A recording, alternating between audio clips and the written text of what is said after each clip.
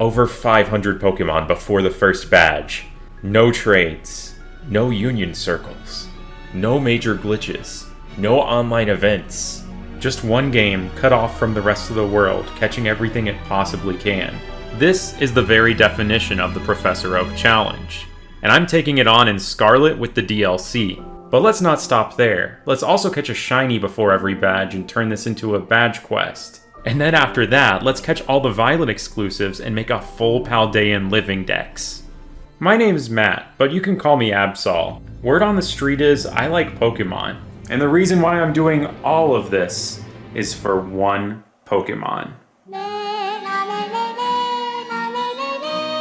On October 16th, 2024, suddenly for the first time in 12 years, Shiny Meloetta was made available with the Pokemon Home update.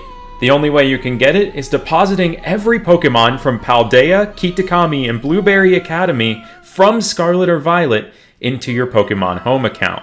I definitely had enough Pokemon lying around to complete this in about a day if I wanted to, but I wanted to do this all from scratch, to put more respect on Meloetta's name. Meloetta was the first mythical Pokemon, other than Fione, to not get its own anime movie back in the day. And even though it had its own viral dance, the only lore it has in the games is about it having a forgotten song, the Relic Song. But to me, Meloetta's always been a forgotten story. So I wanted to chase after this shiny Meloetta in a way I never forget. I hope you enjoy. January 5th, 2025, I turn on my Scarlet lamp. The journey begins. In typical Professor Oak fashion, I name my character Prof, which is obviously short for Watch your profanity. And I designed her to look like Hatsune Miku, since Shiny Meloetta kinda has that Miku color scheme going on, and the Project Voltage collab going on prominently features Meloetta. Our first major decision after this is what starter we're picking. And my answer? Just check out this Pokemon Go montage from that day. Shiny Springlatino, Shiny Sprigato, Shiny Spirigato, Shiny Sprigatito, Shiny Sprinting Gato, that's a Quaxley, Shiny Spaghetti. Shiny Sprigatito's back for a limited time. So yeah, of course I'm picking Fuecoco. How can you not choose that thing? It's on my wall. Look at it. Our adventure starts like any other Scarlet Violet playthrough, catching the Lechonk in the catching tutorial, then everything else along Poco Path. Then, eventually, we feed our sandwich to Koraidon and go through this cave. Oh look, it's a level 40 Houndoom! And we can't catch it yet. But that's okay, we can catch Yungoos and Diglett. This was my first time trying to re-enter the Inlet Grotto and seeing this dialogue. Then we meet the best character in the entire game, and then we get to catch so many Pokemon on the way to Mesa Goza. While watching Squid Game Season 2, this is not a requirement. I'm not a horse! Is this Mega Greninja? Then I went out to this beach, where we need to carefully position ourselves in the water to not drown to catch all these water types. The real challenge, though, is catching Wiglet. To this day, I still don't understand the most consistent way to encounter this thing. Maybe I'm stupid. But I think this is the most difficult Pokemon to actually get into an encounter with in the entire game. Even without straying off the beaten path, there's so much variety in what you can catch at this point. That's not a Ralts, that's just a singular Ralt right there. I wasn't really looking anything up or following any guides, just running around catching what I saw. The rarest Pokemon at this point in the game is Sunkern, which only appears in little patches of flowers during the day. For some reason, this is one of the only Pokemon that doesn't appear in outbreaks either. I'm carefully watching a 64DS setup right now hunt for Spiritomb. That's Skyfish Jack. I'm about to intercept one of these squirrels.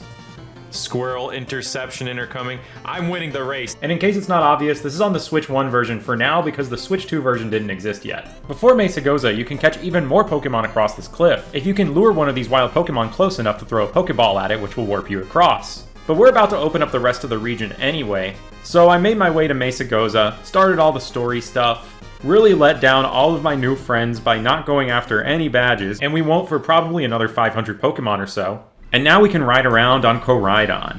But that was all I accomplished that day, until a few days later when I hit the road to go to a convention. We've made it to Buc-ee's. We're one step closer to Shiny Meloetta. Let's go get some brisket. Not my pasture, not my Paldean Tauros. Quite literally all of Paldea is open to us now. So I went to the east to this little swampy area with the shore looking for Wattrel. And I did all this the day before the convention when hanging with Kotatsu while she was finishing some last-second cosplay preparation, painting this staff. I found several Pokemon I needed to catch along the way like Flamigo, and I would typically save before every encounter, so I didn't end up wasting any Pokeballs, because catching high-level Pokemon at this point in the game is actually harder without any badges.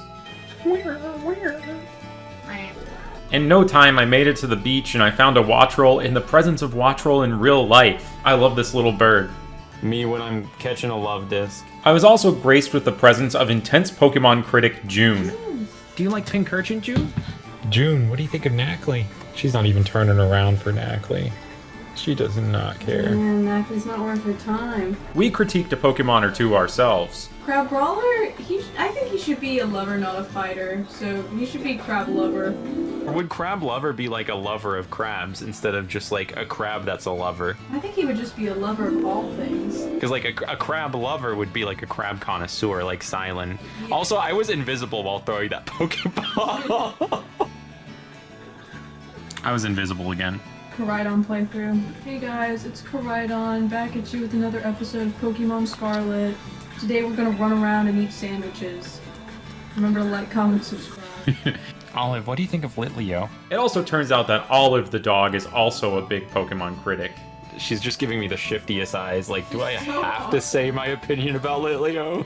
She's like, read the room. And speaking of olives, I decided to go west to the olive fields of Cortando, catching several Pokemon you can almost see along the way. Look at that Palmy tail. Are there like 2 of them now? Can I ask you a question? Me? Yeah. What's up? Stunky! What a normal, easy day.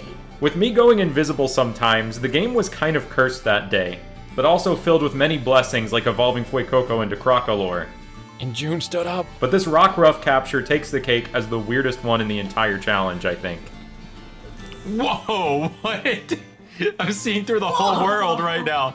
And it's not even... That was the longest. What the heck was that? Rockruff doesn't have eyebrows anymore. Wait, did it ever have eyebrows in the first place? No. Several camera pointed at TV captures later, sorry about the quality, I caught Smoliv. Oh, that is a Smoliv. And I left Cortando to head northwest to the Asado Desert. I'm eating Baked Lays. This is going to be named Baked Lays, the Starly. I passed the Joy-Cons to Olive, and she caught a lot of Pokemon for me. She caught me a Mastiff, a Drifloon, which is exclusive to Scarlet, a June, that's a Flittle, I promise, June again, a Mudbray, a Phanpy on the wall and on the screen. There's a Nimble in the middle of the screen, I swear. That's a Charcadet, which is really rare, and I was really surprised to find one. There's a Swablu, Numel, a very silly Cobra, a Stonejourner that gave me quite the scare when it disappeared the second that Arvin called me, but it came back. Oh, he's back. Rufflet, Larvesta, Cacnea, Gimmighoul, who's going to be pretty intense to evolve. That smaller circle is a Rellor. Hippopotas. Imagine Slowpoke being fast, though. I think he would destroy the world. Because imagine how strong it could be if it wasn't late to everything. And speaking of being late, I forgot to edit in this Finizen from earlier. Olive and June also caught some treats, which won't really help me on this challenge. A Bronzor, and Tinkatink. And absolutely nothing bad happened during the Tinkatink capture. Oh no. Okay, what can we do? Okay. Emergency situation. The staff fell to the ground, broke into several pieces, and had to be glued back together. It was a cosplay emergency. And I caught a Bramblin. I think you should nickname it Despair. From all the despair I'm experiencing right now in my despair life. Everything was going to be okay though, because June just caught my favorite Pokemon that's in Scarlet Violet, Phalanx, since Absol's not in the game. And after some much needed slime enrichment time, we drove off to the con for an anything but conventional place to catch some Pokemon. On January 10th, I felt like I wasn't at the convention for some reason. Like, Calzone dressed up as Hatsune Miku was instead. Got this weird feeling that he did some embarrassing dancing. Got this oddish in a pot. was asked maybe a few too many times who he was cosplaying as, and suddenly you're in this super unique situation where you're talking to people who know everything about Miku but nothing about Pokemon in this YouTube channel, and suddenly everything's in the second person and you realize how much effort it takes to explain the concept of calzone to people, so you just say that you're an original character dressed up as Miku, and all parties walk away from the conversation feeling more confused, and it doesn't help that you're there with a really high quality, well-made Victor from the hit Netflix show Arcane, and that the entire concept of calzone dressed up as Miku is from a Halloween charity stream from 2024 that was supposed to be turned into a video that I haven't done yet, so the entire plotline that was filmed with calzone Miku there makes even less sense in the context of this video. So you sit down and eat a burger with Victor Arcane. Well, this burger looks good. I think I need to gloriously evolve it to make it taste better. 1 second. Matt sure has a lot of Pokemon to still catch on this Scarlet Professor Oak challenge right now before the first gym, and this is all relevant footage. We're getting that Meloetta, boys and girls and non-binary people. Would you call yourself an ally? I'm a Cal-eye. The next day I felt a little bit more like myself. Sort of. It's me and the king of Team Plasma. I was tasked with befriending all the Pokemon in Paldea to try and find one of Univa's mythicals, Meloetta. So Victor, what's your favorite thing about Pokemon? I like that they evolve. The first captures of the day were during an incredible panel on the history of 4Kids, the company that first dubbed the Pokemon anime in English. En really enjoyed singing along to the One Piece theme song. Yo, yeah, yo, dreamin', don't give it up Luffy, dreamin', don't give it up Zolo, dreamin', don't give it up Nami. And listening to the stars of 4Kids sing the Univa national anthem. I remember getting a virus on my laptop trying to download this video in 2012. I caught a few more Pokemon during some panels and met an amazing artist named Cressicor who prepared this beautiful Absol for me as a gift. I'm here on the scene. On the screen. I also bought this used copy of Pokemon X that you might recognize from another video. Princess. Chanel. After a couple more captures, we tried to liberate some of the Pokemon from the claw machine, because that's what En would want to do. But we had a bit of a premature celebration, and we weren't able to liberate anyone.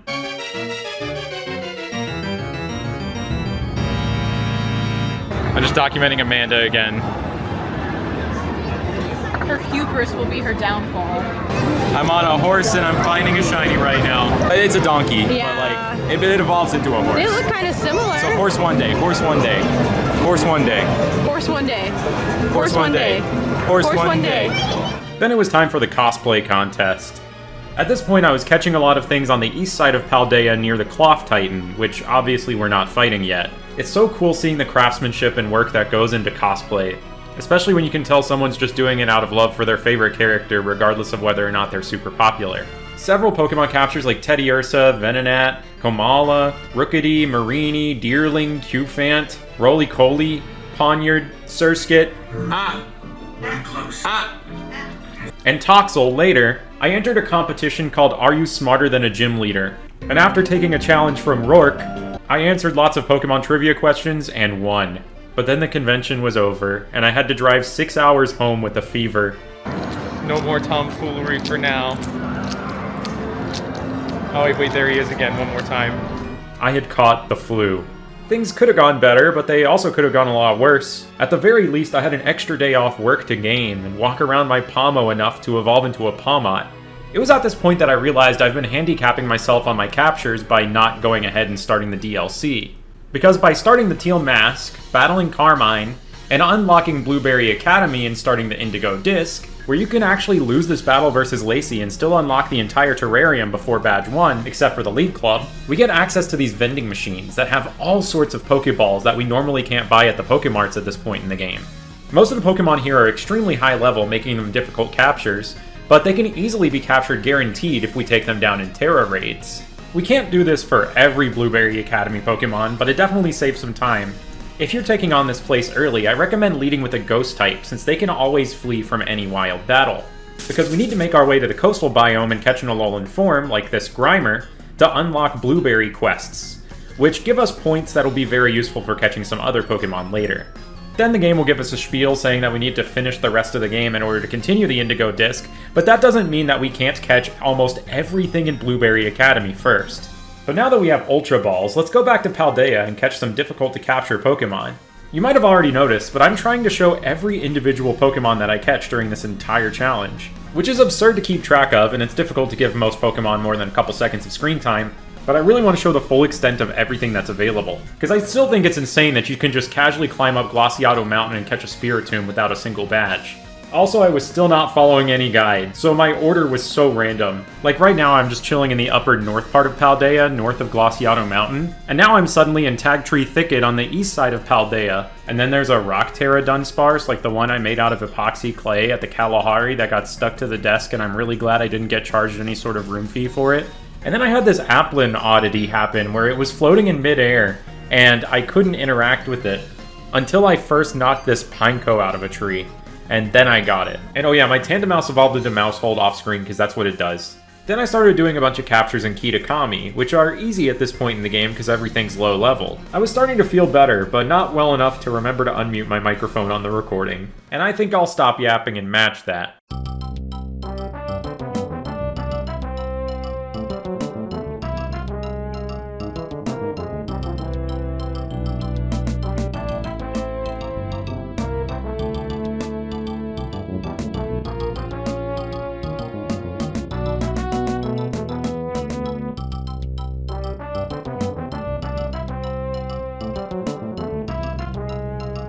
Shiny Flamigo! What? On the, No way. Yeah, full odds on the Oak Challenge. Way. Before the Let's go. Yeah, before Johnstone found Krogunk. John, what the heck? Wow. Dude, shiny Flamigunk. It's Jolly. That's really good, actually. Ooh, that's so good. Ooh. And that's the first shiny of the Oak Challenge. After that, I made a recovery, had to catch up on a lot of work stuff. It snowed in Louisiana, which is absolutely insane. I had to take my Fuecoco outside to see this. Look what Fuecoco and I found on Mount Glaciato here. It's a snowman. This is so crazy.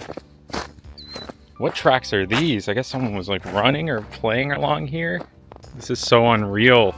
The Alabaster Icelands, home of the noble Avalugg. There are so many beautiful sights that the Paldea region has to offer. Lil Gamer's all fueled up. As beautiful as it was though, I was a little bit worried. I was planning on going to the San Antonio Pokemon Regionals that weekend, but none of the snow had melted. And Louisiana's infrastructure is not equipped for people driving out in the snow. Thankfully though, things were clear enough for me to drive without a problem. And as I drove west into Texas, the snow disappeared. And then I was walking the streets of San Antonio with Legend Link. How do I solve the puzzle for Regice? Wait. Oh, so I gotta like, oh, okay. How long? You didn't tell us how long. What is the move low kick effect? Wait. Okay. Yeah, that makes sense. We have the Dream Ball. I know what that one does. Dude, they went all out for San Antonio Regionals. 3 new types of Pokeball. Legend ZA is gonna be so sick. We wound down with some late night Whataburger and shiny hunting, and then it was time to get some breakfast tacos and get back to Paldea. Don't sit on the mud bray. For your safety, please do not sit on the mud bray. I'm not You could safe. die. I loved the decorations and the breakfast tacos at Mi Tierra, as well as the company of all the shiny hunting gamers there. I caught a Cyclizar, which prompted a round of applause. The mini map's there. Wait, why is the mini That's there. Oh, good old Scarlet and Violet. I met the Bionicle whose mask I wore at the Bionicle truck when I was 5, and we made it to the venue. We're here for the 2025 American Farm Bureau Convention. This is the weirdest Farm Bureau convention I've ever seen. Where I took advantage of the time we had to spend in line catching some more Pokemon. Like Flaffy. Where's my applause? Thank you. No contest. Yeah, I expect that for every Pokemon today, okay? Okay. Hey, that's you. It's me! Yeah, it's Azumarill. Yeah. It's on my backpack. Azumarill's gonna be a more important Pokemon today than I thought. If you've never been to a Pokemon regional, be warned that there are vendors there with really cool stuff. I have found Meloetta, and is Gorbis here is the question. So you don't have any Gorbis, do you? That's my least favorite Pokemon. Oh, the least favorite? I may have met Gorbis' #1 enemy and not found any merchandise of the super marketable and popular Pokemon Gorbis, But I got some cool topical plushes for the challenge, and this giant, soft Azumarill plush, which Tales of Taylor and Ash Snapham's kid helped me name Blueberry. I think the kid has a future as a name raider, as you'll soon see. Well, that was quick. Look at it, Groven. Oh, yeah. Oh, I like that sunflower. It's like a flower vase. Okay, what's a good name for this lampin? I don't know. This is the hard one to beat. Quick, you gotta knock it out. Don't worry, you can do this. Thank you. Your chance. I appreciate the encouragement. I caught it. Oh, let's go. You're Thank just you. a good gamer. I'm a good gamer. Thank you. Good gamer. Right there. Why is the camera like that? Yeah, I don't know. I've never seen the camera do that before. So this is also another blueberry here, but a different blueberry? Yeah, it's a centrist.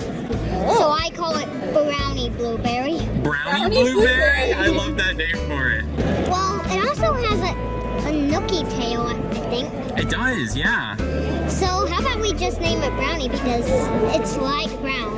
Yeah, brownie. What's this one's name looking like?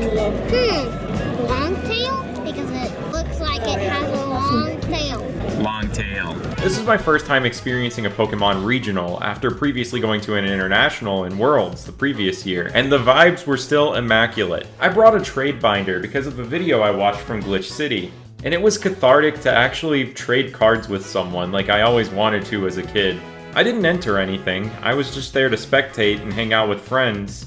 And there are few better feelings than just sitting down at a table full of people who love Pokemon and chatting it up while playing games. Is this Unova?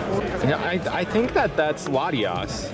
I kind of just aimlessly wandered around that different areas looking for Pokemon I hadn't captured yet. What do you think would happen if I just stood on this chair and screamed at the top of my lungs for like 10 seconds straight? What do you think would happen? Well, let's find out. So you're calling my bluff.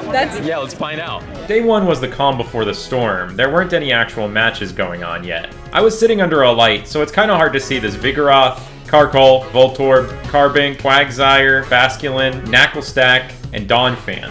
Hey, it's me, Calzone. I just found a Gloom. That's not as cool as Addish right here, so, Person in Calzone? I'm Calzone. I don't know what you're talking about. Theft is not a joke, Matt. I'm Calzone. Turn the camera around, Calzone. Turn the camera around? Okay, like, look at this. It's me, Calzone. I'm just a little shy uwu. Do you miss when she would call you an idiot? Yes. I have found the greatest Pokemon of all time, Addish. Do you think anyone's comfort character is Calzone? VG team check, we got 6 chairs. You sit down each of your Pokemon, and they check to see if they're legit or not. I don't see the Fateful Encounter flag on it. I think it's fake. What are you talking about? That's what it is right here. Oh, okay, that is the flag, okay. Got my Trubbish? my guys. I think that's legit. It knows Roar of Time. I think it learns that.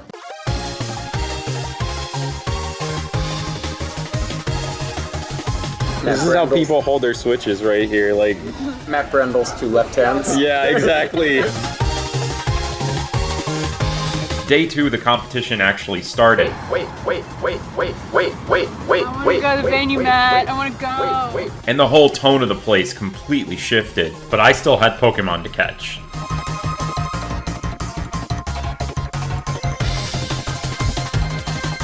But eventually I had to put the Oak Challenge on hold to do the Retro Shiny Challenge and the FunFest meetup, which was a ton of fun. It's Blue Vector. And that is Blue Vector. That's the dinosaur. I don't understand these elevators at all. I wish I was on the farm. And we just keep seeing this burger. After a super successful day, we closed out the trip with a trip to the Brazilian steakhouse, which was insane. It was my first time being at one of these places.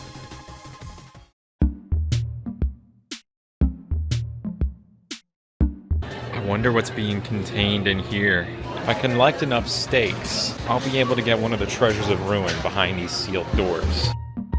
It was then time for the rainy drive home and an oil change. Johnstone was also working on this exact same challenge as me at the same time. But I bet he's not. Currently at a dealership getting an oil change. For this session, I focused on grinding in the terrarium, both doing BBQs to get some points, and to get more levels on my Pokemon. I also spent an absurd amount of time trying to figure out my way to the top of the mountain in the polar biome without any of Koraidon's power-ups. Thankfully, it's all totally possible, and there's some really good level grinding here if you have a Skeledirge like I do. The Snover and Abomasnow fall super easily in the auto battle, and you can really farm some levels here. I also caught several Pokemon waiting for my oil to get changed. So I guess at this point, I need to be a YouTuber and say, I haven't been entirely honest with you with the intentions of this video. Everything about this challenge revolves around entering new eras. We're leaving the Scarlet and Violet era in 2025 and entering the Legend ZA era. I didn't know it yet, but we were leaving the Switch 1 era and entering the Switch 2 era. And as for me personally, the era of me living where I had lived for the past 7 years in Louisiana was coming to a close, and I was about to enter a new era at the end of February. So I started this challenge as a way of saying goodbye to this place. So I started a bit of a farewell tour, going to some of my favorite places and catching Pokemon that reminded me of them. Because this might sound silly, but there's no higher level of respect I can give a place than thinking of what Pokemon would live there, and imagining myself going on an adventure for it, capturing it there. You gotta treasure the things that help you see the beauty in this world. And for me, one of the most effective ways has always been through the lens of Pokemon. With over 500 captures, not everything is gonna get its chance to shine, but some of these ones I specially picked out are ones that I will never forget. Once upon a time, this was a sign about caution alligators, but now we only beware them. There's one right over there. After the first of one of my many February farewell adventures, I also just did a lot of capturing at home, because I had to catch some farewell Pokemon in this apartment too. And doing this little session would bring me my second shiny. Shiny Steenie! Shiny Steenie! Oh! Look at her sauntering up like that. Quirky. Without intense movement glitches, there's only one Pokemon that's raid exclusive before the first badge, Feebas and Kitakami. I was lucky enough to find one without even having to mess with the clock settings to generate new raids. There are also going to be more raid exclusives in the post-game, and you'll eventually see I wasn't so lucky with those.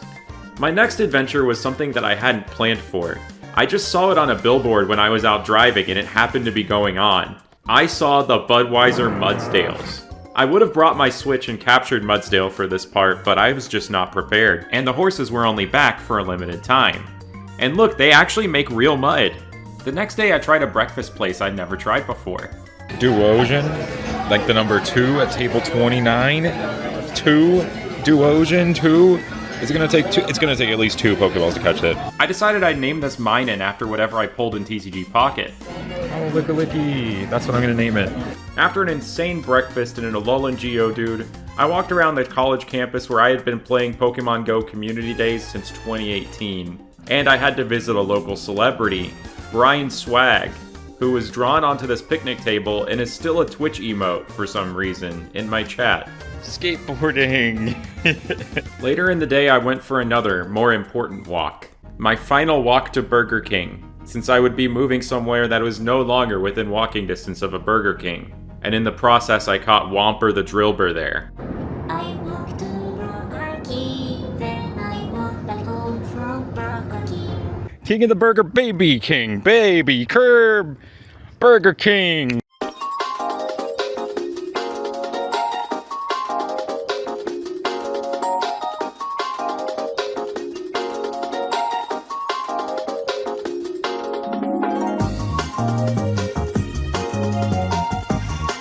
Live life like it's 2011. Dog fonts. Heliag. I visited my parents' place the next weekend. It was super windy outside and the dogs had a lot of fun. We went and got ramen. Sasuke is really cool, if you believe it. Went to my favorite pizza place. Pepperoni, black olives, bell peppers, and andouille. We still gotta catch them all. And I caught a few more Pokemon. Lariantis in the leaves. There's Beasley. Hey, hey.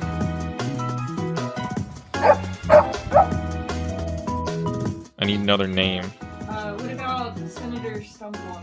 This is the senator right here. When I got back, I made one last trip to a truly dying mall It was really surreal experience walking around it. This feels like a mall museum right here.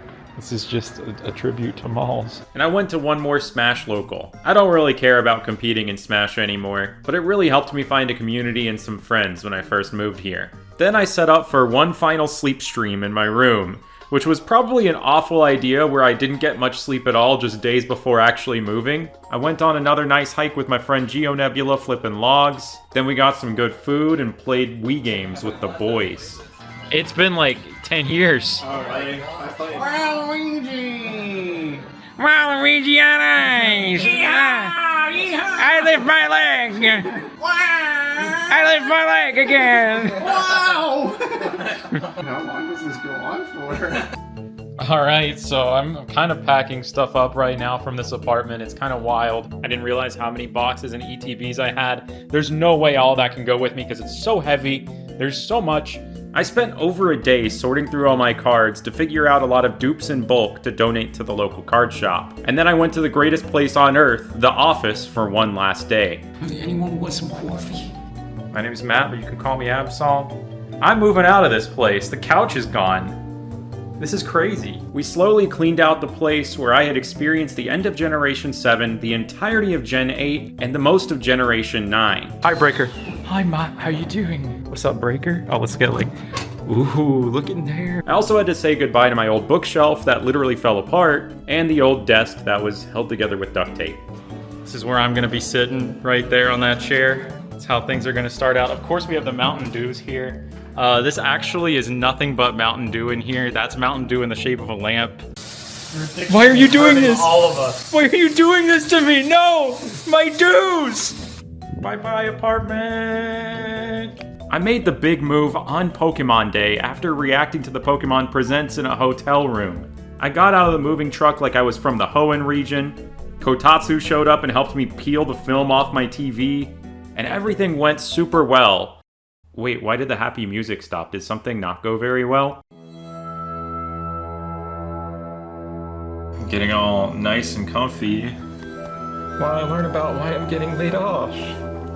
The morning of March 3rd was supposed to be my first day back at work for my programming job, but I was immediately informed that due to budget cuts, I would be losing my position. Immediately after a big move with the worst possible timing, I was getting laid off and would no longer have a job. I honestly had no idea how to even process this news because I was still just getting used to moving. And unexpectedly, this whole challenge became about closing and beginning another new era. Luckily, Pokemon was still there for me, and has always helped me navigate rapid change better than any meeting involving corporate jargon ever will. I had way too much to reflect on all at once, but I tried to stay as positive as I could, focusing on new beginnings rather than endings, and thinking about how I was in a position to try what I've always really wanted to do, fully dedicating myself full-time to working on stuff for this channel. Well over 260 videos were made while I was working at that job, and I always saw it as a safety net for me to just keep doing whatever I was doing at my own pace. I feel like I have a dedicated enough viewer base to keep doing exactly what I want instead of trying to manufacture videos to do well, but the general YouTube audience definitely doesn't watch my videos like they used to in 2019. So this wasn't a decision that I was comfortable making on my own. I needed a push like this layoff to actually start. And thankfully, working on this challenge was a very productive coping mechanism for me while I tried to navigate everything, getting lots of captures in, and enjoying time with friends.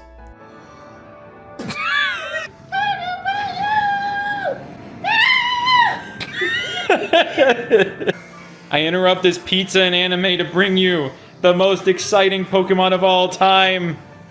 Electric!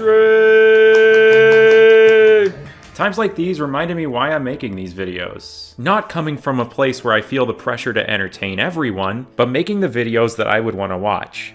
Because I've been making videos long enough with and without an audience to recognize that a video's success and value is not determined by the number of people who watch it. And at this point, when I felt so hollow and empty inside some days, every individual capture, every time I decided to turn on my Switch and start recording, was such a tremendous success that even if this video flops, it can never truly be a failure to me.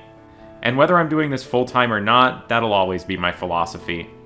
And I wonder if using this piano music will make everything sound deep and motivational like a hangout with Mr. Let's Play It. TikTok, I just had this guy approach me. He tried to steal my car, TikTok. He tried to steal my he's in my car. He's using my seatbelt, TikTok. He's putting on sunglasses. Who's his dentist? I wonder if it's a cyber dentist. There's a Finneon right there. What are you gonna do to that Finneon? I'm gonna capture it. Leave it alone, dude. It's just swimming. I'm gonna give it a new home. What are your thoughts on Trumbeak? You need to give it a new home. New home? That thing needs a new home stat. I don't care if it's a good home or a bad home. Get it out of that beach right now. You're on the phone? Yeah. Talking to Junichi Masuda. Oh yeah, what's he got to say? I don't speak Japanese. He's just talking. And that was my hangout with Mr. Let's Play It. Back to actual developments on the challenge here. On March 9th, I remembered I have access to the cafeteria in the terrarium, where we can get something called the Academy Special. Why didn't I do this earlier for capturing these Pokemon? Oh my gosh. Which makes it easier to catch all types of Pokemon for 30 minutes, making a lot of these high-level terrarium captures before the first badge a lot less of a nightmare. New Shiny Catherine hide-and-seek video, I'm in it. And so was my third Shiny of the challenge. Shiny Venomoth! Whoa! While watching hide and seek. Wow, look at those sparkles through the tree during the premiere. Venomous Moth. Lonely. Not anymore. That actually wasn't a full odds 1 in 4096 shiny, because the Academy Special also gives you sparkling power. Still pretty exciting to find though. You might notice the sheer number of evolved Pokemon we can catch in the wild. It's more efficient to catch them in the wild at this point in the game than to actually train Pokemon, because without any badges, our experience is significantly scaled down. More times than not, you can catch a Pokemon instead of having to evolve it anyway. This is why it took me months to realize that Scovillain was a Firestone evolution. Me too, buddy, me too. I tied up more loose ends in my decks in Paldea, and absolutely nothing out of the ordinary happened.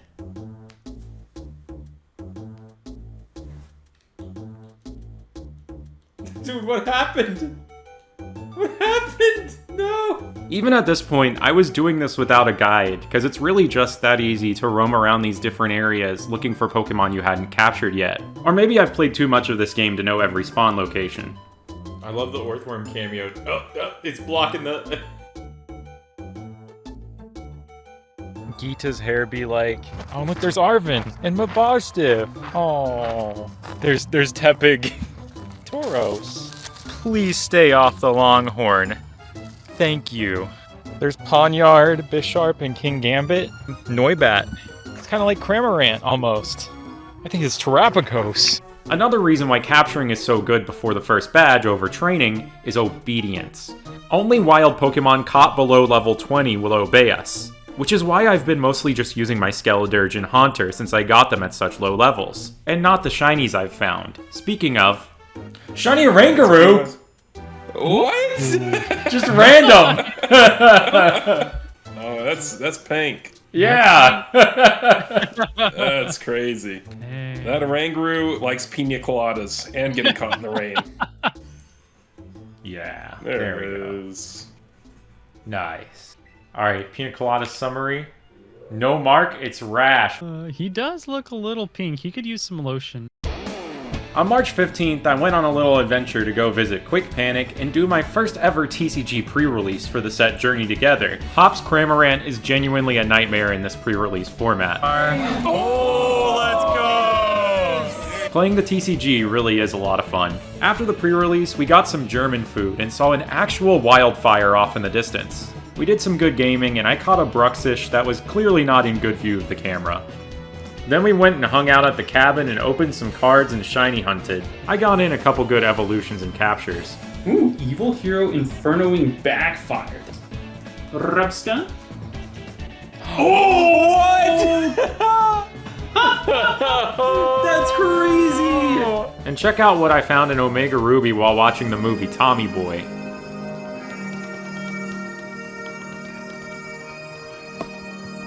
Shiny Zorua! Oh, let's nice. go! Yeah! During the bagpipes. R.I.P. Tom, man. The next morning I woke up super early, so I got in a lot of cabin captures, tying up lots of loose ends.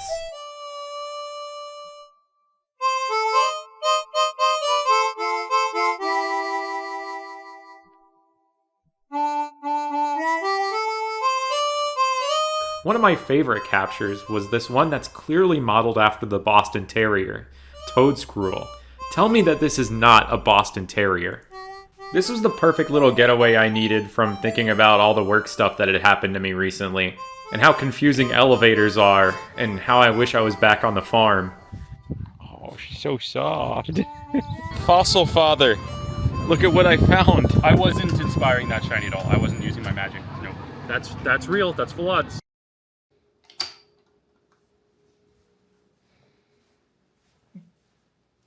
That's my shower curtain.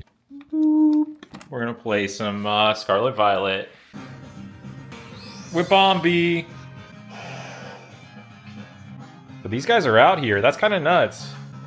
Gertrude. Whiskash? More like Whistle Cash. Come here. I forgot you can whistle. Let's pretend that the whistling worked.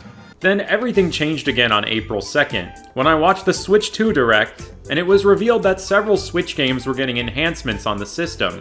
How are Scarlet Violet? It's in June! That's actually pretty soon. On the off chance that Scarlet and Violet might be getting some sort of update, or would perform differently on the system, I decided I would hold off on most of my progress for the rest of the challenge until June 5th, making an exception for another road trip back home I did in April. The Nether. There's Perrin the photographer. I just got a really sick camera today. At this point, I had well over the required 100 Pokemon in my Kitakami Pokédex to unlock the Perrin side quest for the Blood Moon Ursaluna, but I wasn't ready for that battle yet. I did get some cool footage of a real Blood Moon back in March, though. Be careful, Link. Thank you, Electrical Breaker. And on this trip home, I would find my 5th random shiny of this section. A Minccino, which Johnstone also found doing this exact same challenge, and I named his XX Clarence XX. I got my mom to name this one. Can I get a name suggestion for a pink chinchilla?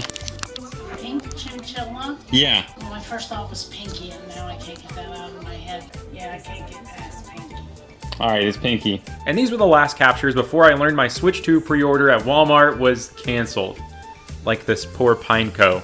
So on June 4th, I woke up super early and waited outside GameStop, getting in a little bit of level grinding and captures, trying to get my spot in line for the Switch 2. I trained up my Larvesta to Volcarona, did a couple captures, and even found a shiny.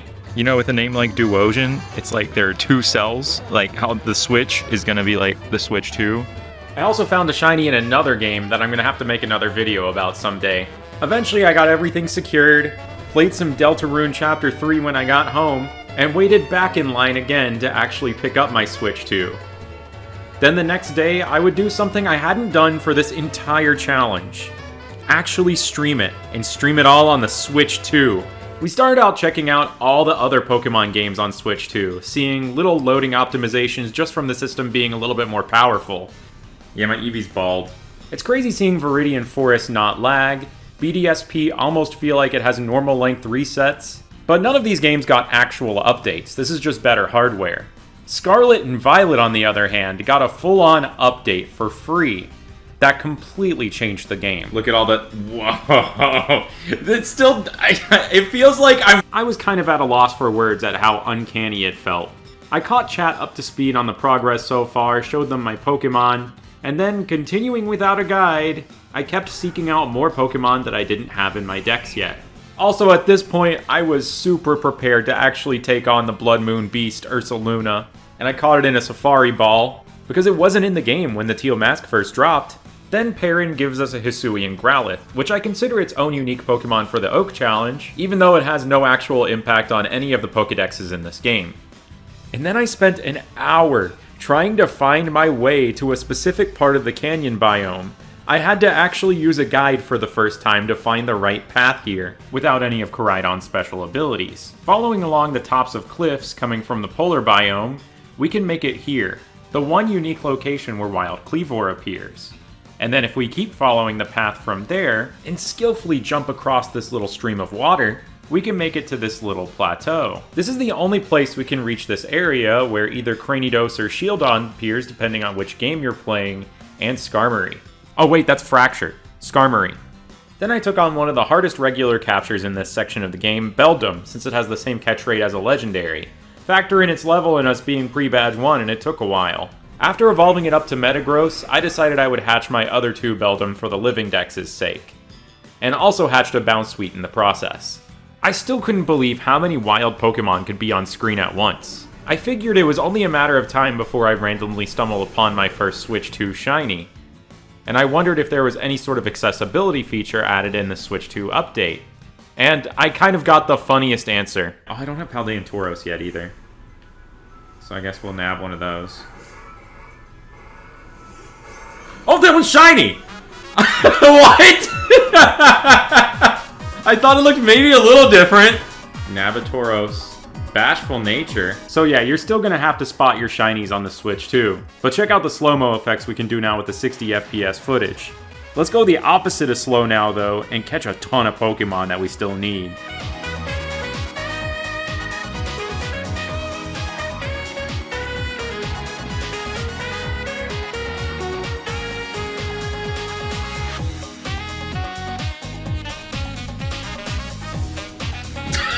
It just has like the perfect log angle for that. Isn't that beautiful? Got a Baja Blast, let's go.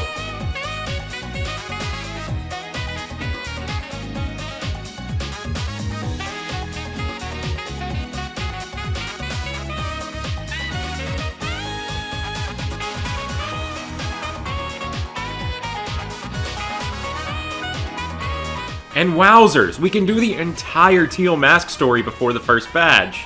Beating Carmine here enables the day-night cycle in Kitakami, meaning we can finally catch some nighttime exclusives like Volbeat, Illumise, and a fully evolved Annihilate. I also took this on before doing a lot of evolutions because doing Ogre Ousting, without Koraidon's Dash, will get us the Experience Charm, which will make level grinding a little bit easier. I completely crushed this kid's dreams, so I could catch a level 20 Ogerpon in a Friend Ball. Doing this story also resurrects the Lousy 3, which we can catch at level 70 before the first badge, which took a couple hours. Go Dusk Ball. How close to first badge are we?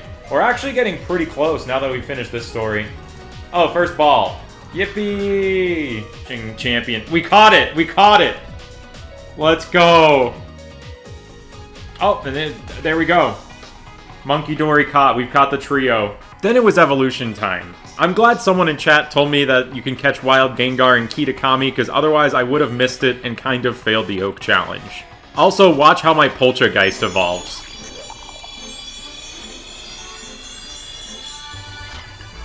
Why is it out of bounds? Why is it up there? Some evolutions are a little bit more involved than others, like White Stripe Basculin, where you have to get 294 recoil damage. I ended up hatching my own Basculin for this, so it would at least be obedient while I spammed Wave Crash. With the Experience Charm, leveling up became pretty trivial, and we knocked out a lot of evolutions. Then we got to the most involved evolution, which I had been slowly chipping away at by knocking out several Gimme Ghoul at the top of their towers. Once you've collected 999 coins, we can get Golden Go. In Scarlet, we get the armor to evolve Charcadet into Armor Rouge, but not Cyrilege, and then Stream and I just kicked back and evolved a lot of Pokemon.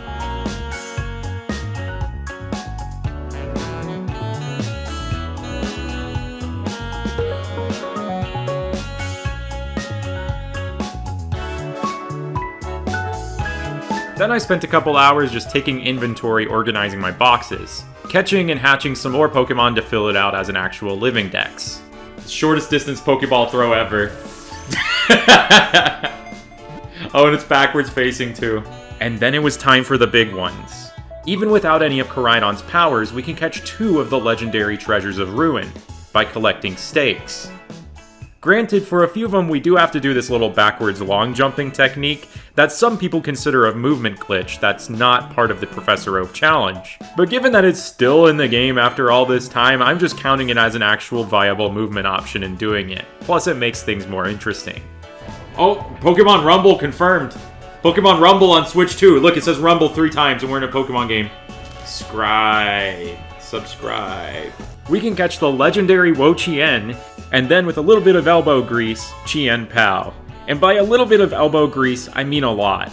There was one stake that I thought was super out of reach, and we'd have to go up the entire Great Crater of Paldea and walk around the perimeter to access it. So I spent an incredibly long time trying to find one little spot where I could backwards long jump up this mountain, which was incredibly difficult with how steep the geometry was, and it was honestly a miracle that I found this path at all because I had no help from anyone else in the process. I thought I was starting to understand why people didn't want to do the backwards long jumps before the first badge here, because this felt insane. Like I was breaking the game trying to get up here. Get past all the flying Magnezone and Garchomp. We did it.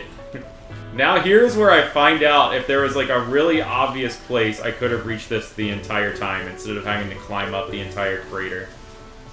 Guys, you can't get to that mountain from the Great Crater. And then it turns out it's not attached to the mountain that we were looking for at all, and it was actually a very easy backwards long jump setup the entire time to get to this stake. But hey, you can get to the top of the Great Crater with no badges, and I found a way. That's kind of cool, at least. So was this other thing that happened when I was looking for Chien Pao's stakes. I'm glad I was streaming, because otherwise I would not have noticed this.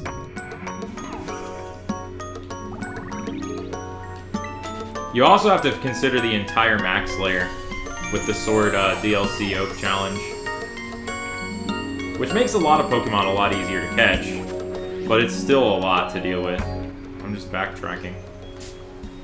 Wait, there's a shiny? Where is it? A Psyduck? Oh yeah, there's one. Crazy. And it didn't despawn. I was about to despawn it. Wow, wow. I was so focused on the map, I didn't even see it. Modest. There was a second one? There were 2 blue ducks? Hold on. That was 2 shiny Psyduck at the same time! Because look, it's off in the distance there by that tree. And then I backtrack across the bridge, and there's that one over there. Despite my best efforts to reload the save, I was not able to catch that first Psyduck. So it was a fail, but it was just a blessing to see it. With the power of Shark, I caught Chien Pao. Oh, we caught it when I put the picture of the shark on screen. Boop, boop. And then I remembered one more Pokemon for the dex I could get. Jacques is in Kitakami for literally no reason, and gives us an egg with a random Sinnoh starter. I got Piplup, and evolved it all the way up to Empoleon. And with that, we've captured 529 unique species of Pokemon, 545 counting all the regional variants, but there's actually one more. Alright guys, we're gonna catch Meloetta.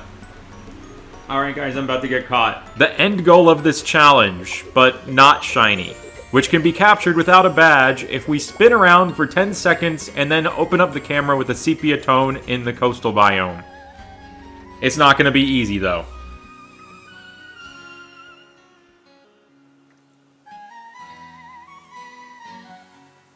There she is! In 4K 60 FPS. Meloetta's concert. She's watching intently right now. Alright, Meloetta, I need you to get your head in the game. And by head in the game, I mean get your head in this Pokeball and stay. Okay? That's not the correct thing to do, Meloetta. Watch. It's like 1, 2, 3. Alright, Meloetta, that's all you need to do, okay? So how does it feel being upside down, huh? Really makes you want to just get in that ball, right? What's up, Kieran Travis? We've been trying to catch this for 2.5 hours. It's pretty chill.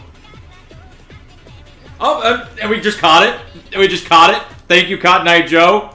But we got Meloetta now. It doesn't even have a dex entry. That's the really funny part. This doesn't even have a dex entry. That's the last Pokemon of this section, though. And we can take on our first badge. 154, 192, 359. 71 hours. Since they unlock movement options for Koraidon to help us collect the other treasures of Ruin, the first badges we'll go for are going to be Titan badges, with the first one being against Great Tusk.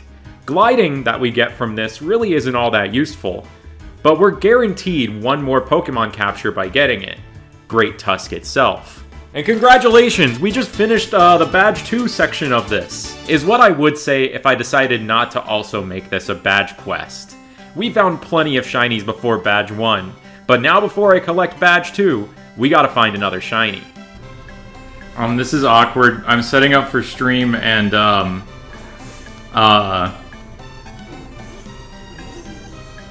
this guy never happened. This guy never happened. Since that didn't happen, I still needed to find another shiny before Badge 2, so I gave Miku a little makeover and set up in the Paradise Barrens to look for a shiny Tandemaus. Now, since this is an Oak challenge, I'm not connecting to other games for Herba Mystica, and I'm doing everything full odds as well, so we won't be able to get a guaranteed normal encounter power 3 here. Hunting on the Switch 2 has a crazy increase in the number of spawns, and it feels totally different.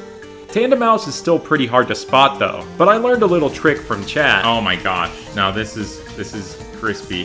Where I could crank up the saturation to make them a little bit easier to spot. And I definitely spotted the mouse that I found. But I did that all full odds too. So it's all 1 in 4096. Oh, shiny Geodude! That's not a mouse! That's not a mouse at all! Our second badge. Right there. Alright, let's see what this thing looks like not deep fried. Wow, that is different looking now. Fried mice. You tell me a shrimp fried these mice? I'm gonna get mild. 2,442 encounters. Adamant. So now we can get our second badge here. We're gonna take on the Titan Bombardier. I think we need a new profile picture. Oh, that's awesome. I just want to get the entire boulder perfectly in the circle. Brian Gaia, thank you for the gifts of the boulder. And perfect, there we go, that's what I wanted. I just wanted the boulder as my profile picture. Then by taking down this Open Sky Titan, we might as well call it the Open Water Titan, because now Koraidon can swim, and we can get all the stakes that we need for Ting Lu. I have a friend who thought Mabostiff was a water buffalo. I mean, we gotta get some steaks for Ting Lu. Because it's really hungry, and we need to treat it to a nice steak dinner. We're going to Texas Roadhouse. We're gonna say it's Ting Lu's birthday, and they're gonna be all like, yeehaw! Because that's what they say whenever it's someone's birthday there. I looked at Mulax's Professor Oak guide for this game for this, and it seemed that high jump was required in order to get one of these Ting Lu stakes. Maybe even the ability to climb to access this one stake in the middle of this island on Casaroya Lake. There's not a single good entry point on this island to backwards long jump up from the water, but I was determined to find a way without it. Do you remember that Pokeball trick I was talking about to get across that one gap at the beginning of the game? If I could spawn a wild Pokemon up on this island, maybe I could warp my character up there. Toxicroak! Oh, I'm saving the game. Look, we have a whole Krogunk horde to work with up there. Oh, okay. Alright. No, Krogunk, you weren't supposed to slide down the mountain, you slide dog! They're all sliding down the mountain! Oh, humanity died! Krogunk noticed me. We did it! We did it! No! No, no, the spawn location! Are you kidding me? We almost did it earlier. I think there's a way still. What about that frog? Oh! Whoa, it's in my face! I think it just might be weird precise angles. It's because I'm already on solid ground. Oh! Wait! Wait, we did it! We did it! Oh my gosh, that was a grind. But we got the stake. That's how you do it. Yeah, first try. Y'all may not realize it, but today is actually Ting Lu's birthday. So we gotta sing Lu to Ting Lu. There's the birthday boy! Wearing the little party hat. Happy birthday, Ting Lu. Happy birthday, Ting Lu. We can't sing happy birthday 'cause you chopped my Meloetta in the throat. Throw a timer, fall now. It's your birthday, so you need to get into shape and get in this ball right now. Then I caught the birthday boy and I took him to NAIC in New Orleans as a present. Thank you so much to Pokemon, by the way, for the free access pass to this event. They had Switch 2 demo setups, but it looked like they were pretty strictly just running Porygon 2 raids. But by some miracle, there was a communication error, and they were letting people roam around for just a few minutes. And during that span of time, I found a shiny Starly on the demo setup. Random shiny Starly. Let's go! This doesn't count for the badge quest or the Oak Challenge though, because I can't trade to the Oak Challenge game, that breaks the rules of it. I still have it on my main file though. It was an awesome weekend, and I got revenge for San Antonio. They do have actually Gorbiz. He's real. While hanging out with a lot of gamers, I randomly stumbled upon the next true shiny of the badge quest, a Makuhita. Got it off guard. I'm gonna gay Milo. I'm gonna gay gay. I'm gonna gay Courtney. Alright. It's serious. Nods off a lot. And it turns out that the next Treasure of Ruin also has their birthday coming up soon. Hey everyone, look, it's Chiyu's birthday! Happy birthday, Chiyu! Happy birthday, Chiyu! Happy birthday, Chiyu! Happy birthday, Chiyu! Yeah! But we won't be able to catch Chiyu until next badge, so let's go home and fight that Titan. Oh, look! This is the shiny that I found, not on the demo kiosk, but in the hotel lobby. Now we've got a Hariyama. I feel like a DJ right now. With this next badge, Koraidon can now climb, and we can look for the stakes for Chiyu. And why don't we just randomly find a shiny in the process, too? And I'm gonna try and get it done before ZA releases. And I made good badge 1 progress during the weekend. I got Fennekin up to Delphox. I did all the super training. Shiny Meryl! Shiny Meryl! Looks like we don't even have to hunt for this badge. No way. Look at his tail light up. That's cool. Look at it go. The Pika Green. Yeah. Back from NAIC. Sassy. After catching Chiyu, we'll be ready for our next badge. But we're not going for the Titan badges anymore. We need 7 gym badges to get Galarian Meowth and Berserker. And we don't really need any more of Koraidon's powers. So these gym badges will now take precedence. And there aren't going to be a ton of captures till we get close to the post-game now. So let's just do some chill Switch 2 shiny hunting. Oh, is that it already? Dude. Only 178 encounters. Look at her. What the heck? We can get another badge now, I guess. Gloria from Sword and Shield. Hasty with no mark. I almost said with no nature. Even though I was shiny hunting between badges, compared to the pace of badge 1, this felt like a speed run. After the super quick shiny Hippopotas, the next hunt I was standing in the odds. Kind of running around in circles in the terrarium until one of the biomes decided to give me a shiny. It looks great. It even looks good in handheld. Oh, shiny Tyrogue! Shiny Tyrogue! There's the next member of our badge quest. I don't have the ability to see if it's marked or not till after we capture it. Boom. I like the name Stinky. Let's rare candy this, and let's see what it becomes. I'm gonna gay, Hitmonlee. Let's see if it's Lee. It's Lee! I got it! Yeah! It's Rash. Still no marked shiny yet on this whole journey. After taking on Iono, it was a little bit windy outside. That's Arcanine's Japanese name. Not windy outside, but just windy. Okay, here's a shiny Arcanine. Football!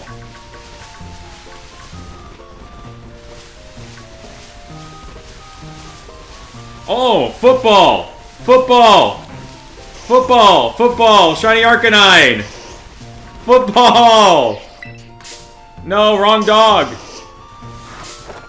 Oh, he ran into me! Football! I love football! Okay, who are we fighting next?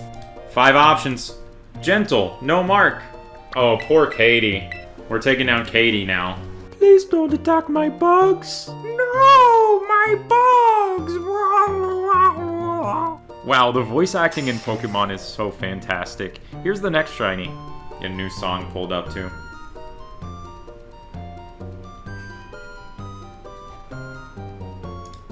Wait, is that a shiny Toxtricity already? It is! That's a shiny Toxtricity! It was just there! That's sick right there. The floating Pokeball. Ominously bouncing. Alright, let's see if Susie is our first marked shiny of this run. Nature guess, mild. Bold. No mark. Now, after a Toxtricity versus Toxtricity showdown versus Rhyme, it's time to meet the true hero of this playthrough. Maul, baby. It all started with a little story Twitch user FatMat19 was telling in chat. You had to help deliver a baby at a mall? What? Now that's a football story. You had to give birth at a mall once because you were bored. Yeah, I'm bored. Let's give birth at the mall. Were any of y'all ever part of that one Facebook page in like 2009 that was like, welcome to Hollister, here's your flashlight? And so many of those pages like turned into like the biggest like scams. I tried to make a page once and it was the worst thing ever. And mine was, let's call on someone else next time. Worst phrase ever. And there's shiny low kicks. Let's call on someone else next time. I was upset with teachers, like, I knew the answers to questions, and, like, I would answer them, and they'd be like, let's call on someone else next time. And I was like, oh, I wanted to answer that one, too. And then the teacher would be mad, like, why does no one know this? And I would know it, but they wouldn't call on me. So I made that. Mall Baby, the low kicks? I think so. This is definitely the Mall Baby. Alright, let's check out Mall Baby. I'm gonna guess mild. No mark. It's Hardy. Oh, shout out to Mall Baby. This would be my partner Pokemon for the rest of the playthrough, and completely overshadows the Larvesta I found 5 minutes later. Mall Baby. This is only the beginning of Mall Baby's accomplishments. We're only one gym badge away now from Galarian Meowth. Hello, Mario. And I found this shiny on call. Shiny Deerling! Tell me that. No way. No!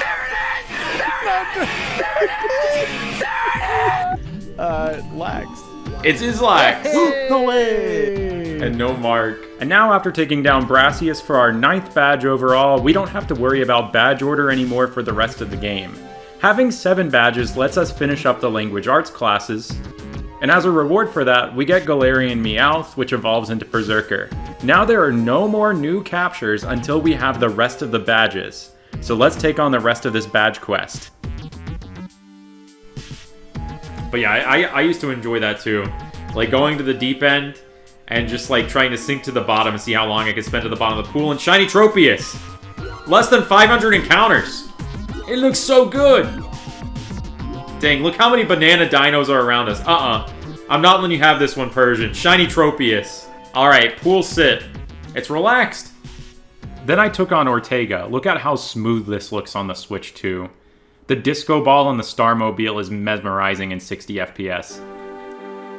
For the next badge, I played an incredibly difficult game called Spot the Shiny Slowpoke, and I won. Also, is this it? This is it! In the water! Shiny Slowpoke in the water, 7,914. Swimming boy. Beautiful. If you angle the camera just right, he's either like this, or you could just make it look like he's not even in the water at all.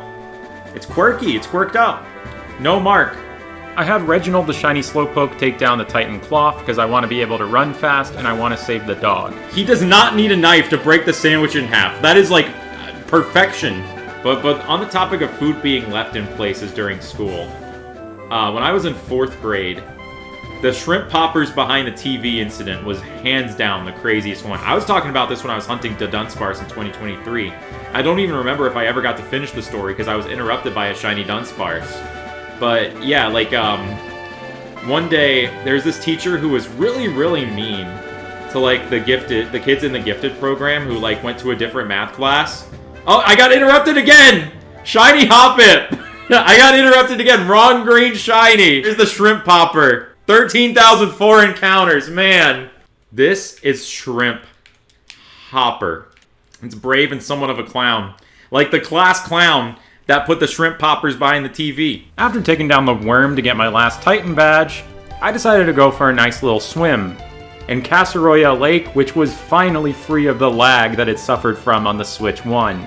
And man, my shiny luck was bad now, getting into the 5 digits twice in a row. I do all my encounter counting with a foot pedal, by the way, for those wondering. I don't even know. I don't know what's going on with that, honestly. Oh, but there's shiny Golduck! There's shiny Golduck! There's some drama! Look at that drama right there with the orange beak! There we go.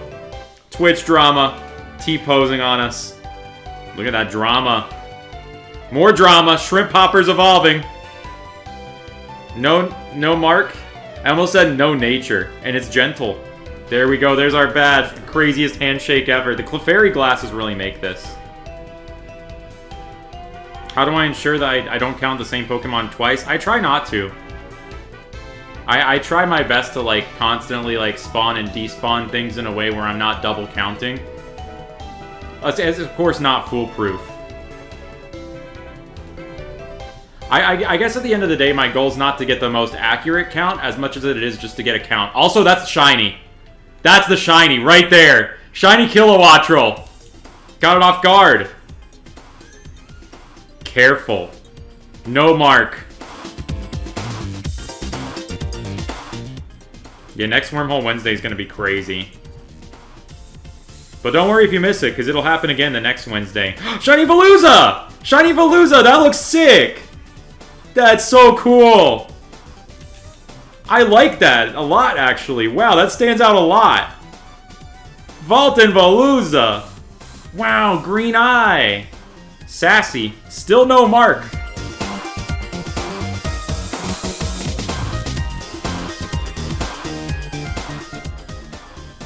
So many bugs. Oh, there it is! There it is! There's the shiny! That stands out so much! Look at that texture on it! Wow! Look at that! That's Mr. Krabska, I think. That's a cool sparkle. Impish. No mark. I'm getting hit by a sudden wave of actual sleepiness. Wait, is that a shiny Shinx? Is that a shiny Shinx? It's a shiny Shinx! Looks like we're ending the badge quest with a shiny Shinx. Holy Shinx, guys. It was the second one of the Violet badge quest, too. And we were doing the same hunt looking for Cloth. No, it's naive. For this playthrough, I did what I finally said I would, and I held on to Kofu's wallet for almost 90 hours before finally giving it back to him as my final gym badge. Then we had some story stuff to take care of. Not gonna go into super crazy detail on it this playthrough, just know that Malbaby the Low Kicks won all of these battles. But then we gain access to Area 0, where before the finale of the game, there are 2 new paradoxes that we can add to our collection, Screamtail and Fluttermane in Scarlet. Then I beat the game.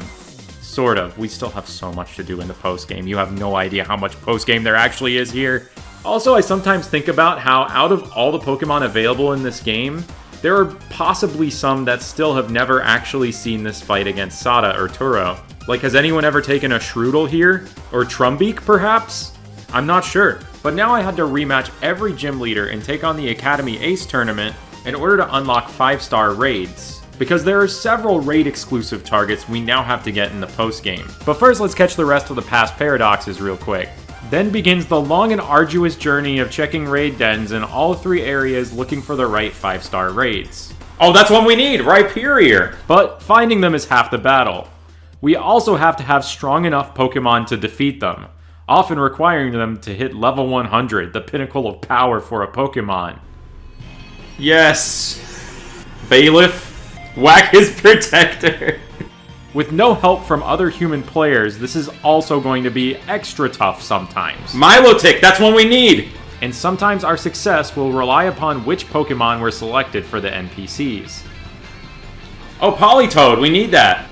Kingdra, we need that too! With every raid, it only got harder to find the rest of the remaining targets, which made every Pokemon I found worth celebrating more and more. Alolan Golem! That's the one we need! Alolan Golem is the only one of these that's exclusive to 6-star raids, which you can only unlock after clearing a few 5-star raids first. Wasn't much harder than any of the others, though. Magmortar! Out of all of these, I'd say the 2 hardest to find are the ones in mainland Paldea, Palafin and Slowking, due to how big this place is and how big the pool of Pokemon is. The Dunsparce Radar? Yeah, that was insane. Slowking! Slowking! Conkeldurr! We need that one! Let's go! Just looking for all these raid Pokemon took over 20 hours of gameplay. The cowboy hat has moved, yes. Because we found the owner of the cowboy hat, but we also found Golem! Porygon Z! Electivire! Yeah, the Skiploom do look like they're shiny. That is a shiny Hoppip! That's a shiny Hoppip! Right now when I was just commenting on how the Skiploom looked like them, there actually is one. Our first random shiny on the way to these raids. Oh, Dusknoir! Dusknoir, yes! Yes! Chimecho's cool. Porygon 2! Porygon 2! The last one we needed to find was Palafin and Paldea, and it was not a pal to me. It took hours. We listened to like 100 Gangnam Style remixes. It was an absolute blur of a night, and I was just glad that it was over. Oh, that's it! Palafin! That was a genuine that's it. It's 12:48 a.m. I've been live for 10 hours and 12 minutes today. We did it. Mall Baby did it. Let's go, Mall Baby. After getting all these raid exclusives, I decided it's time to go to the club room in Blueberry Academy for the first time, so we can unlock all the starters. Turtwigs appeared to give me something pretty special today. I got some BBQ, because we're gonna be grinding some BBQs, because we gotta get to 12,000 of these. It took like 5 hours to do all the BBQs, and then 5 more to catch and evolve them all and make my living decks of them. This is 69 more Pokemon added to the total. To save myself some time in editing, instead of showing a big compilation of them, these are just my current starter opinions. Now, it's time to play through the Indigo Disc. If we talk to Perrin with enough Pokemon in our Blueberry Pokedex, we can go to Area 0 and get 2 more past paradoxes, Gouging Fire and Raging Bolt in Scarlet. And while I was down here in Area 0, I needed to catch the second Koraidon. Let's go, Mall Baby. It's not even facing the right way. Because this is the only one we can deposit into Pokemon Home for Meloetta. When we actually start the Indigo Disc story, we want to fight Drayton first out of the Elite Four, since he'll give us the TM for Dragon Cheer, which will allow us to get Hydrapple as well. This is Mall Baby's journey. Let's go, Mall Baby! Oh, just one hit. Insane. Mall Baby! I skipped a lot of really good story here, but I made a movie about that already. We got Terrapagos. But the Oak Challenge still isn't over yet. We unlock the ability to invite people to the League Club, and after enough invites, you get some special Pokemon from them. In Scarlet specifically, we can get the normally Violet exclusive Gulpin from Jacques, and Alolan Meowth in Persian from Salvatore. And now there are several Pokemon we can catch that don't have Dex entries but are technically possible within the span of the Oak Challenge. The Legendaries from Snacksworth. Weird guy who makes up a lot of stories about Legendaries that somehow end up being true. You unlock different snacks from him depending on how many BBQs you've done, and I had already done enough to unlock all the ones that we need on one file of Scarlet. Granted, there are some Violet exclusives, and Pokemon that are exclusive to doing group quests, but that involves being connected to multiple Switches, so we don't care about them for the Oak Challenge. These encounters are actually pretty cool, but this was actually my first time attempting to capture any of them, because I couldn't be bothered previously since they can't be shiny hunted. Alright, get ready for the amazing Kubfu battle theme. A theme that makes you go, oh yeah, this is definitely Kubfu's theme.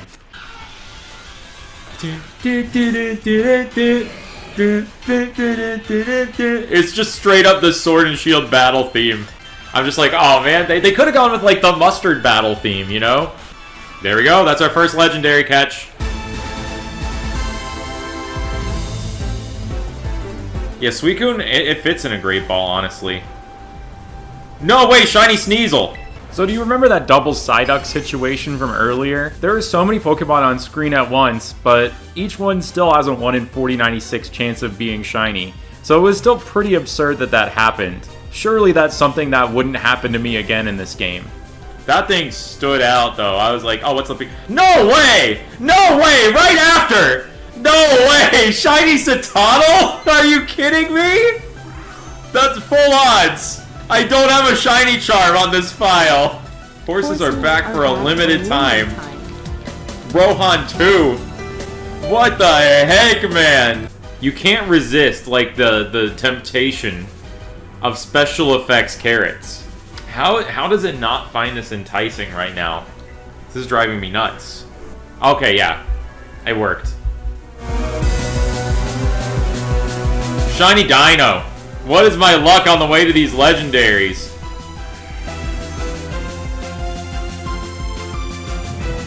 I didn't know Solgaleo was here. And Gita didn't, like, even go outside to check it out? Didn't send Larry to be like, hey, there's a lion on the roof.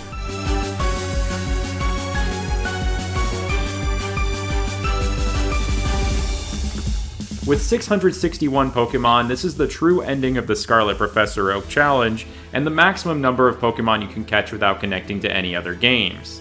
But what if we did an online event? Mythical Pecha Berry.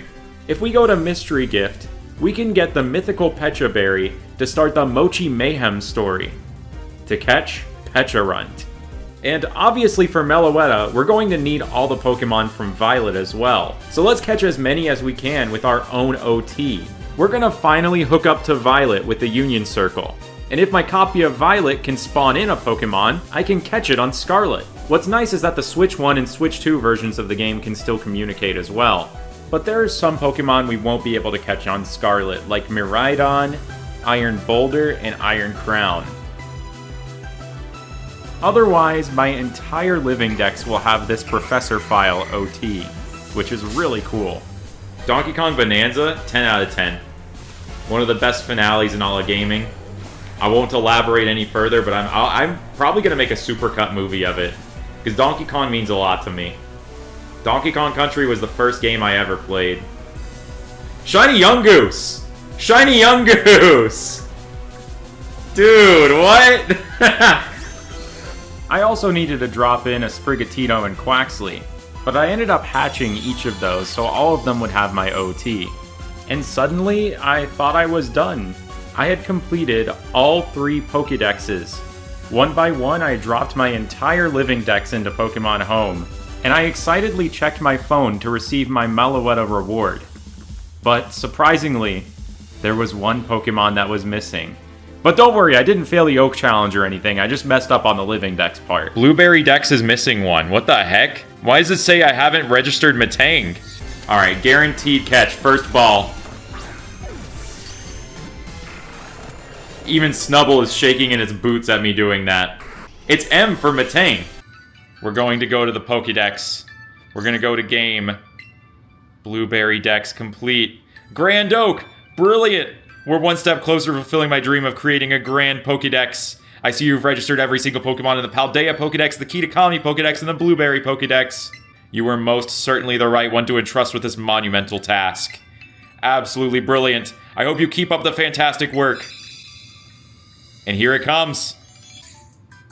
Game Pokédex completion commemoration. Meloetta. There it is. Shiny Meloetta from home with the souvenir ribbon. Meloetta the cherished. Like, while in an ideal world as a shiny hunter, I would love to have the ability to hunt these, like, through resets and stuff. I think the way that they do it with, like, these dex completion rewards is really cool. And we get to very briefly see Pirouette form here with the purple. Around Christmas, they brought back raids for the event-only Walking Wake and Iron Leaves, and I completed those with my sister to fully capture everything I could on this file. And anyway, that's my story of getting Shiny Meloetta. I had a whole lot of fun playing this game. I really do enjoy Scarlet and Violet, especially on the Switch 2 now. I know for sure I'll be taking it to the Project Voltage Miku concert in Japan next month. I'm curious where Pokemon will take us next. Thanks so much for watching. I will see you next time.